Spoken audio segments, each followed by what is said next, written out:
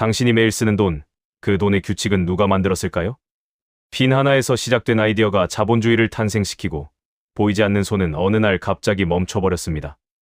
왜 어떤 나라는 부유하고 어떤 나라는 가난할까요? 오늘 그 이야기를 풀어보고자 합니다. 제1장, 보이지 않는 손과 시장의 탄생. 빈 공장의 혁명. 1776년 영국 스코틀랜드의 한 조용한 마을. 인류 역사를 바꾼 책 한 권이 세상에 나왔습니다. 아담 스미스의 국부론입니다. 스미스는 거창한 이론 대신 우리 주변에서 흔히 볼 수 있는 아주 작은 물건에서 출발했습니다. 바로 핀이었습니다. 당시 숙련되지 않은 노동자 한 명이 핀을 처음부터 끝까지 혼자 만들면 하루에 고작 1개 내지 2개를 만드는 것도 버거웠습니다. 그런데 스미스가 직접 방문한 한 공장에서는 달랐습니다. 철사를 자르고 끝을 뾰족하게 다듬고 머리를 붙이는 등 18개 공정으로 작업을 쪼개어 10명이 분담하자 하루 생산량이 무려 48,000개에 달했습니다. 1인당 생산성이 혼자 할 때보다 수천 배 뛴 것입니다.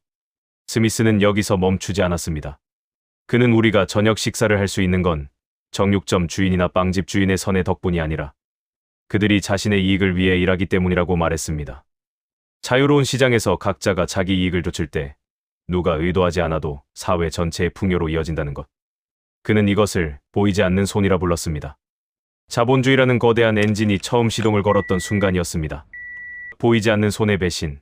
스미스의 낙관론은 약 150년간 이어졌습니다. 하지만 1929년 10월, 그 믿음은 산산이 무너졌습니다. 10월 24일 목요일 아침, 뉴욕 증권거래소는 개장과 함께 패닉에 빠졌습니다. 다우존스 지수는 단 하루 만에 11% 폭락했고, 나흘 뒤인 29일에는 다시 12%가 추가로 무너졌습니다. 검은 목요일과 검은 화요일이 연달아 찾아온 것입니다.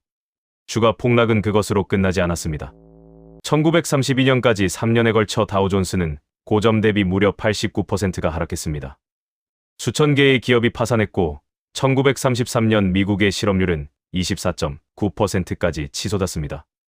4명 중 1명이 일자리를 잃은 셈입니다. 한 기간 미국의 GDP는 1929년 대비 약 30% 수축했고 굶주린 사람들은 빵 한 조각을 얻으려 몇 킬로미터 줄을 서는 일이 일상이 되었습니다. 이때 존 메이너드 케인즈가 등장했습니다. 그는 시장이 스스로 회복할 것이라는 믿음을 정면으로 반박했습니다. 불황에 빠진 경제는 민간이 아니라 정부가 나서야 한다고 주장했습니다. 도로를 깔고 댐을 세우고 일자리를 직접 만들어 수요를 불어넣어야 한다는 것이었습니다. 루스벨트 대통령의 뉴딜 정책은 케인즈의 이 주장을 현실로 옮긴 실험이었습니다. 1933년부터 1937년 사이 미국 GDP는 연평균 9%씩 반등했고 실업률은 14%대까지 내려왔습니다. 정부는 더 이상 시장의 구경꾼이 아니었습니다. 강력한 설계자이자 구원투수로 부상한 것입니다. 제2장, 돈의 마법과 성장의 한계. 무한한 성장의 시대. 제2차 세계대전이 끝난 1945년, 세계는 폐허 위에서 다시 일어섰습니다. 그리고 이어진 30년은 인류 역사상 가장 빠른 성장의 시대였습니다. 1950년부터 1973년까지 세계 경제는 연평균 4.9%씩 성장했고 미국의 실질 GDP는 이 기간 2배 이상 불어났습니다. 교외 주택단지가 들어서고 냉장고와 텔레비전이 보급되며 처음으로 중산층이라는 말이 의미를 가지기 시작했습니다. 더 많이 만들고 더 많이 소비할수록 더 행복해진다는 믿음. GDP는 국가의 성적표를 넘어 일종의 종교가 되었습니다.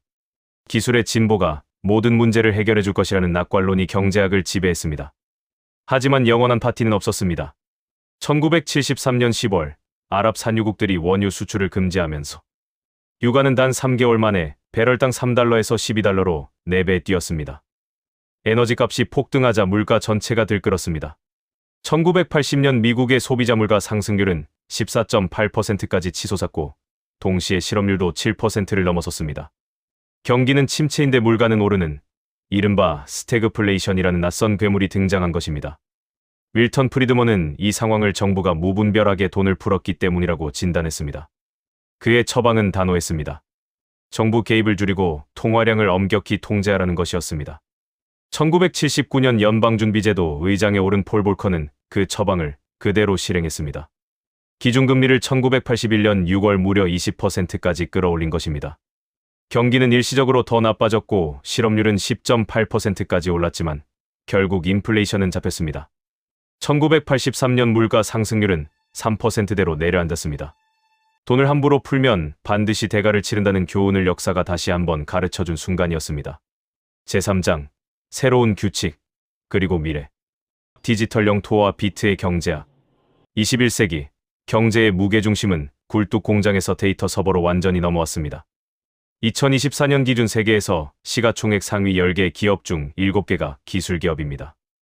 한때 세계 최고의 자원이었던 석유를 이제 데이터가 대체하고 있습니다.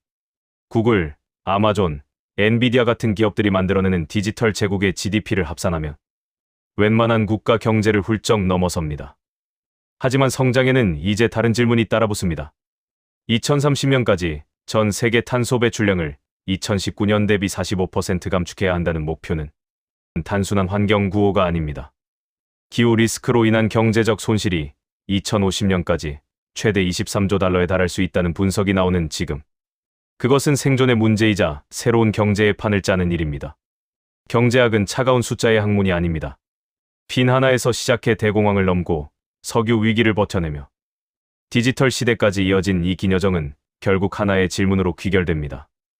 우리는 어떻게 함께 잘 살 수 있을까? 당신의 부의 설계도는 어떤 모습입니까? 미래는 이미 시작되었습니다. 지금까지 시청해 주셔서 감사합니다. 영상이 유익하셨다면 좋아요와 구독 부탁드립니다. 여러분의 응원이 더 좋은 영상을 만드는 힘이 됩니다. 다음에 더 좋은 내용으로 찾아오겠습니다.